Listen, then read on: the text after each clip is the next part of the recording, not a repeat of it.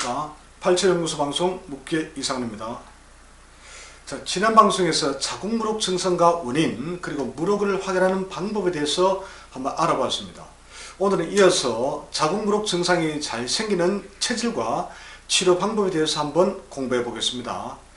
자, 그런데 치료 방법도 중요하지만 이 자궁무록이 왜 생기는지 원인을 정확히 알아야 합니다. 왜냐하면 원인 제거가 되지 않으면 먼저 치료 효과가 떨어지겠죠. 그리고 좋아지다가 다시 악화될 수 있기 때문입니다.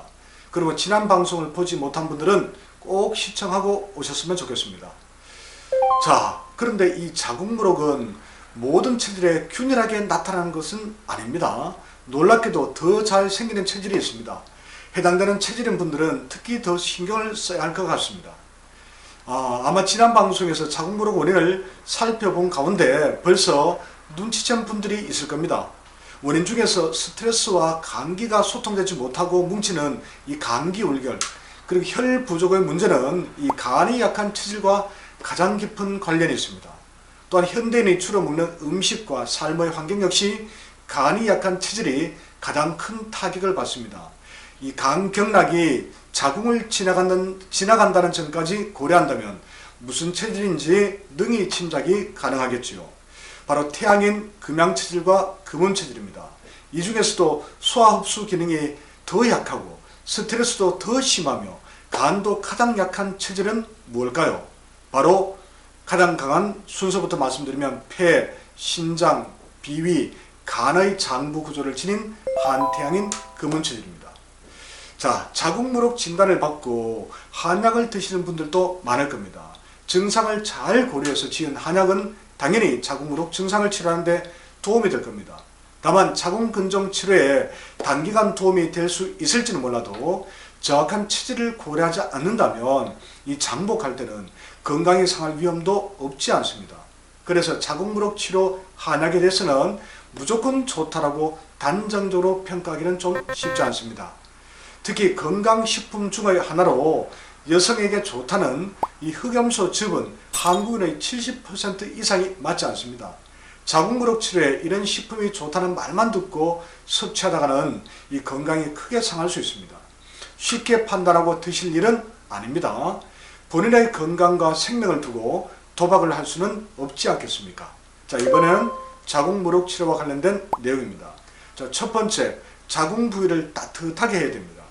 자궁 부위가 냉해지면 자궁 주변의 이 모세혈관이 수축됩니다. 그러면 자궁으로의 대사작용에 문제가 생깁니다. 그 결과로 자궁 환경이 더 나빠져 자궁무록이 빠르게 커지게 되는 거죠. 그러므로 자궁 주변 모세혈관을 열어서 자궁으로의 혈류 흐름이 원활해지도록 아랫배를 늘 따뜻하게 하는 것이 좋습니다. 이를 위해 자궁에 직접 뜨는 뜸, 수지뜸 또는 87몰에서 판매하는 배찜질기 등을 활용하면 도움이 됩니다. 아니면 근적외선 치료기도 매우 좋겠지요. 자, 두 번째, 침뜸 치료입니다. 여성들은 생리혈과 자궁에서 생긴 찌꺼기 물이 잘 빠져나가야 합니다. 그래서 다음과 같은 혈자리에 침을 맞거나 뜸을 뜨면 큰 도움이 됩니다.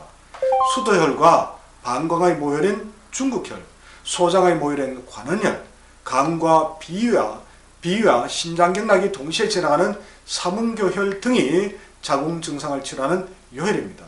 여기에 응교혈, 간유혈, 신유혈, 혈액혈까지 추가하면 더 좋습니다.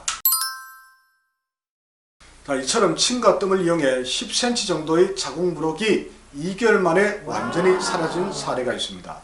만약 뜸을 뜨게 된다면 초기에는 소변량이 많아지고 이 아랫배가 시원한 느낌이 들 수 있습니다. 만약 삼침법을 이용해서 치료한다면 가장 대표적인 처방이 소장전격입니다. 여기에 체질과 건강 상태에 따라 간전격과 신전격을 추가할 수 있습니다. 자, 세 번째 치료법, 자궁에 좋은 음식입니다. 자궁에 좋은 약초로는 익모초가 있습니다. 또한 쑥은 간과 비위와 자궁을 이롭게 합니다. 쑥은 성질도 따뜻해서 자궁에 매우 좋은 약초입니다. 그러므로 쑥차, 약쑥효소, 약쑥식초 등을 장복해 보시기 바랍니다. 자, 네 번째, 한약을 통한 자궁무록 치료입니다. 한약을 통해 자궁에 뭉쳐있는 어혈이나 습담을 풀어주면 자궁무록이 조금씩 줄어들 수 있습니다. 이러한 처방을 하는 한의원이 있습니다. 저도 그런 한약 처방을 알고 있지만 이는 한의원의 몫으로 돌리겠습니다. 단 체질까지 살짝 고려해서 한약을 처방한다면 더 좋을 겁니다. 자, 다섯 번째, 골반 틀어짐의 해소입니다. 여성들은 생리와 출산 때문에 정도의 차이만 있을 뿐 누구나 골반이 틀어집니다. 그래서 상담할 때마다 늘 골반 교정의 필요성을 강조하고 있습니다. 다행히도 돈이 들지 않고 시간 낭비도 없고 위험하지 않고 아프지 않으면서 골반부터 경추까지 한 번에 교정하는 방법이 있습니다. 바로 노환우 목사 건강운동법입니다. 이에 관해서는 블로그와 유튜브에서도 소개를 한 바가 있습니다. 유튜브 검색을 해보시면 노환우 선생이 직접 만든 동영상도 확인할 수 있습니다. 제 이야기를 믿고 적극적으로 실천하신 분 중에서 실제로 놀라운 경험을 하신 사례가 많습니다. 자, 여섯 번째, 간경락의 문제를 해결해야 한다. 자, 간경락이 자궁을 돌아서 올라갑니다.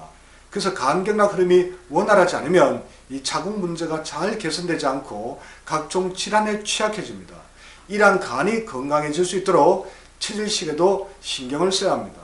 그리고 간에 좋은 건강식품으로는 이 비타민C, 식초 또는 솔잎기름, 태양인 체질차 등이 있습니다. 이들 제품은 87몰에서도 판매를 하니 확인해 보시기 바랍니다. 일곱 번째, 자궁으로의 충분한 혈 공급입니다. 간혈 부족으로 이 자궁으로 혈 공급이 되지 않으면 이 자궁이 안정되지 않아서 심한 생리통과 자궁무력과 같은 질환에 노출되기 쉽습니다. 그러므로 자궁으로 혈액이 안정적으로 공급될 수 있도록 혈액 조성에도 신경을 써야 합니다. 그런 제품으로는 두머머라는 제품도 있습니다. 자, 지금까지 자궁무력 증상의 원인과 자궁무력 치료에 관해서 동양의학적 관점에서 살펴보았습니다. 지난 방송과 함께 이 자궁무력에 관한 종합 정리가 되었을 거라고 저는 생각합니다. 물론 당장 이 자궁무력을 수술해야 할 정도라면 어쩔 수 없겠지요. 하지만 그 정도가 심하지 않다면 두 번에 걸쳐 다룬 내용을 꼭 한번 실천해 보시기 바랍니다. 이 밖에 더 궁금한 내용이 있다면 카페 87나라를 통해서 문의해 주십시오. 저와 스텝진이 추가적인 도움 말씀을 드리도록 하겠습니다. 오늘 방송 내용이 도움이 되셨다면 구독과 좋아요도 꼭 부탁드리겠습니다. 감사합니다.